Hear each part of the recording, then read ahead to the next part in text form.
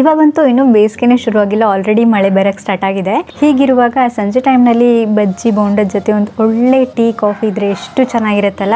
ಹಾಗಾಗಿ ಇವತ್ತಿನ ವಿಡಿಯೋದಲ್ಲಿ ನಾವು ಮಸಾಲಾ ಟೀ ಅಂದರೆ ಮಸಾಲಾ ಚಾಯ್ನ ಹೇಗೆ ಮಾಡೋದು ಅಂತ ನೋಡೋಣ. ಯಾಕಂದರೆ ತುಂಬ ಜನ ಮಸಾಲಾ ಟೀ ಪುಡಿಯನ್ನು ಮಾಡಿಟ್ಕೊಬಿಡ್ತಾರೆ, ಆದರೆ ಅದನ್ನು ಯಾವ ರೀತಿಯಾಗಿ ಯೂಸ್ ಮಾಡೋದು ಅಂತ ಗೊತ್ತಿರೋದಿಲ್ಲ. ಟೀ ಮಾಡೋಕ್ಕೋಗಿ ಅದು ಸಾಂಬಾರು ಆಗಿಬಿಟ್ಟಿರುತ್ತೆ. ಹಾಗಾಗಿ ಇವತ್ತಿನ ವಿಡಿಯೋದಲ್ಲಿ ನಾವು ಟೀ ಪುಡಿನ ಹೇಗೆ ಮಾಡೋದು ಅಂದರೆ ಮಸಾಲಾ ಚಾಯ್ ಪೌಡರ್ನ ಹೇಗೆ ಮಾಡೋದು ಮತ್ತು ಅದನ್ನು ಟೀ ಮಾಡುವಾಗ ಯಾವ ರೀತಿಯಾಗಿ ಬಳಸ್ಕೋಬೇಕು ಅನ್ನೋದನ್ನ ಕೂಡ ಇವತ್ತಿನ ವಿಡಿಯೋದಲ್ಲಿ ನೋಡೋಣ. ಮತ್ತು ನಾವು ಮಸಾಲಾ ಟೀ ಪುಡಿ ಮಾಡಬೇಕಾದ್ರೆ ಇದೊಂದು ವಿಷಯ ಯಾವಾಗಲೂ ನೆನ್ಪಿಟ್ಕೋಬೇಕು.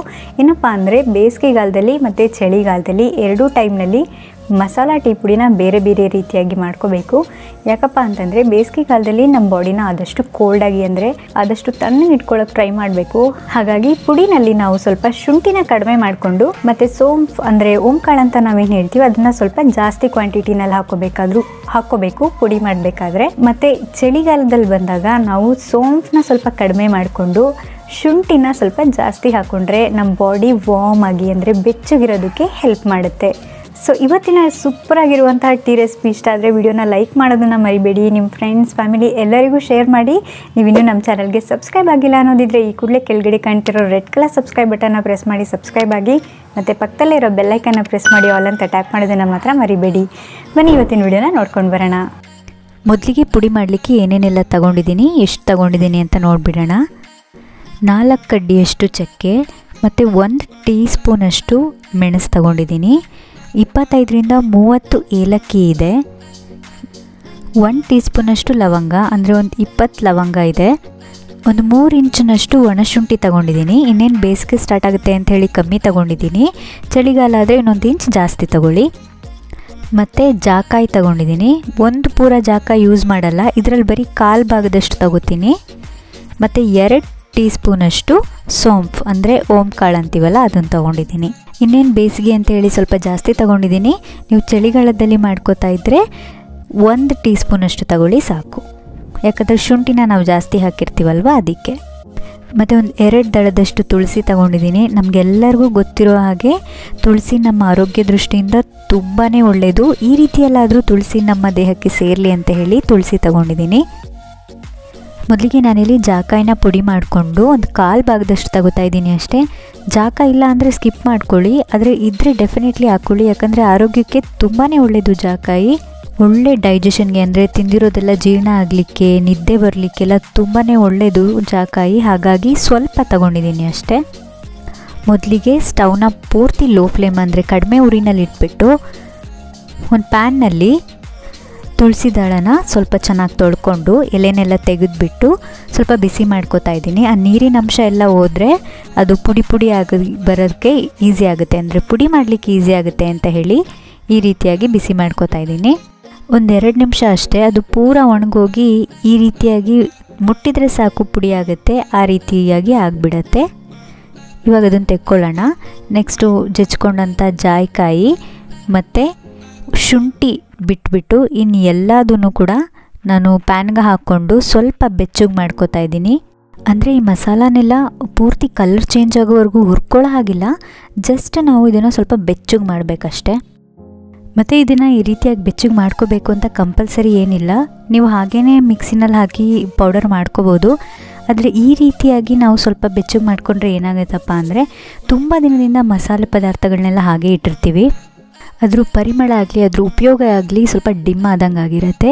ಅಂದರೆ ಸಿಂಪಲಾಗಿ ಹೇಳಬೇಕು ಅಂದರೆ ಮಲಗಿರೋರನ್ನ ತಟ್ಟೆ ಎಬ್ಸಿದ ಥರ ಹೀಗೆ ಮಾಡಿಕೊಂಡ್ರೆ ಸ್ವಲ್ಪ ಫ್ಲೇವರ್ ಎಲ್ಲ ತುಂಬ ಚೆನ್ನಾಗಿ ಮತ್ತೆ ಬರುತ್ತೆ ಅಂತ ಹೇಳಿ ಹೀಗೆ ಬೆಚ್ಚಗೆ ಮಾಡ್ಕೊಳ್ಳೋದಷ್ಟೇ. ತುಂಬ ಹುರಿಲಿಕ್ಕೆ ಹೋಗಬೇಡಿ, ಸ್ವಲ್ಪ ಬೆಚ್ಚಗೆ ಮಾಡಿಕೊಂಡ್ರೆ ಸಾಕು. ಇವಾಗ ನಾನು ಬಿಸಿ ಮಾಡ್ಕೊಂಡಿದ್ದಂತಹ ಎಲ್ಲ ಪದಾರ್ಥಗಳನ್ನ ಮಿಕ್ಸಿ ಜಾರಿಗೆ ಹಾಕೋತಾ ಇದ್ದೀನಿ.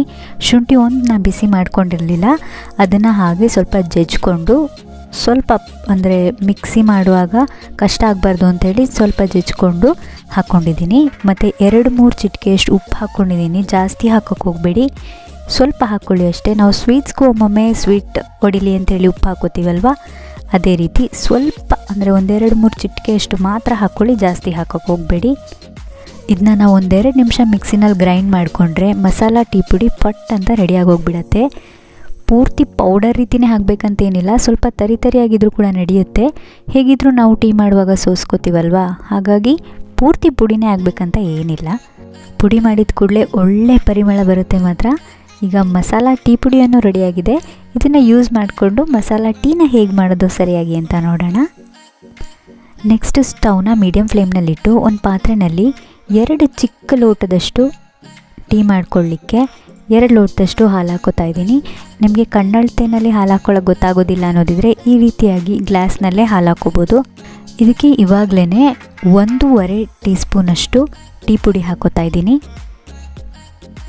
ಟೀ ಪುಡಿನಲ್ಲಿ 2 ಥರ ಇರುತ್ತೆ. ಒಂದು ಸಣ್ಣ ಪುಡಿ ಥರ ಬರುತ್ತೆ, ಇನ್ನೊಂದು ಟೀ ಸೊಪ್ಪು ಬರುತ್ತೆ. ಟೀ ಸೊಪ್ಪಿದ್ರೆ ನೀವು ಜಾಸ್ತಿ ಹೊತ್ತು ಬೇಯಿಸೋ ಅವಶ್ಯಕತೆ ಇರೋದಿಲ್ಲ.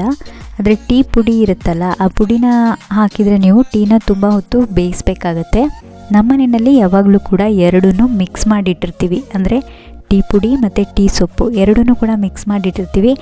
ಹಾಗಾಗಿ ಜಾಸ್ತಿ ಹೊತ್ತು ಬೇಯಿಸ್ಕೊಳ್ಳೋ ಅವಶ್ಯಕತೆ ಇರೋದಿಲ್ಲ. ತುಂಬ ಬೇಗ ತೆಗೆದುಬಿಡ್ತೀನಿ. ಅಂದರೆ 1-2 ಕುದಿ ಬಂದ ತಕ್ಷಣ ತೆಗೆದುಬಿಡ್ತೀನಿ. ನಿಮ್ಮ ಮನೆಯಲ್ಲಿ ಯಾವ ರೀತಿಯಾಗಿ ಪುಡಿನ ಯೂಸ್ ಮಾಡ್ತೀರಾ ಅದ್ರ ಪ್ರಕಾರ ನೀವು ಬೇಗ ತೆಗಿಬೋದಾ ಇಲ್ಲ ಲೇಟಾಗಿ ತೆಗಿಬೋದಾ ನೋಡಿಕೊಂಡು ಮಾಡ್ಕೊಳ್ಳಿ. ಮತ್ತು ತುಂಬ ಜನ ಮೊದಲಿಗೆ ನೀರು ಹಾಕ್ಕೊಂಡು ಅದರಲ್ಲಿ ಟೀ ಪುಡಿ ಬೇಯಿಸಿ ಕೊನೆಯಲ್ಲಿ ಹಾಲನ್ನ ಹಾಕ್ತಾರೆ. ನೀವು ಆ ರೀತಿಯಾಗಿ ಕೂಡ ಮಾಡ್ಕೋಬೋದು.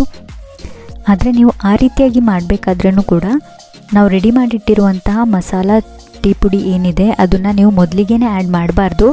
ಕೊನೆಯಲ್ಲಿ ನಾವು ಇನ್ನೇನು ಸೋಸ್ಕೋತೀವಿ ಅನ್ನೋ ಟೈಮ್ನಲ್ಲಿ ಮಾತ್ರ ನೀವು ಮಸಾಲ ಟೀ ಪುಡಿನ ಆ್ಯಡ್ ಮಾಡಬೇಕು.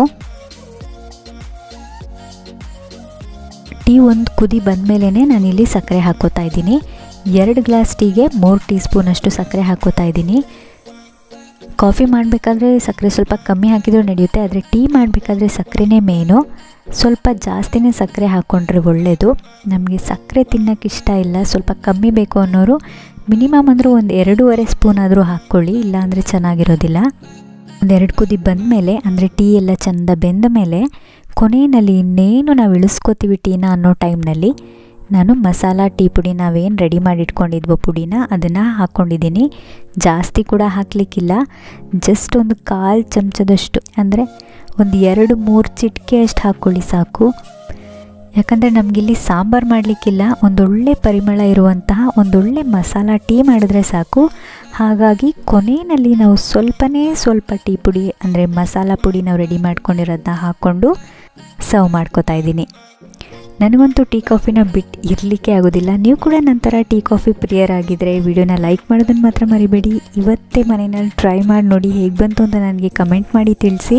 ವಿಡಿಯೋ ಇಷ್ಟ ಆದರೆ ಲೈಕ್ ಮಾಡಿ, ನಿಮ್ಮ ಫ್ರೆಂಡ್ಸ್ ಫ್ಯಾಮಿಲಿ ಎಲ್ಲರಿಗೂ ಶೇರ್ ಮಾಡಿ. ನೀವಿನ್ನೂ ನಮ್ಮ ಚಾನಲ್ಗೆ ಸಬ್ಸ್ಕ್ರೈಬ್ ಆಗಿಲ್ಲ ಅನ್ನೋದಿದ್ರೆ ಈ ಕೂಡಲೇ ಕೆಳಗಡೆ ಕಾಣ್ತಿರೋ ರೆಡ್ ಕಲರ್ ಸಬ್ಸ್ಕ್ರೈಬ್ ಬಟನ್ನ ಪ್ರೆಸ್ ಮಾಡಿ ಸಬ್ಸ್ಕ್ರೈಬ್ ಆಗಿ. ಮತ್ತು ನಾನು ನಿಮಗೆ ಸಿಗ್ತೀನಿ ಮತ್ತೊಂದು ವಿಡಿಯೋ ಜೊತೆ. ಅಲ್ಲಿವರೆಗೂ ಹ್ಯಾಪಿ ಕುಕಿಂಗ್.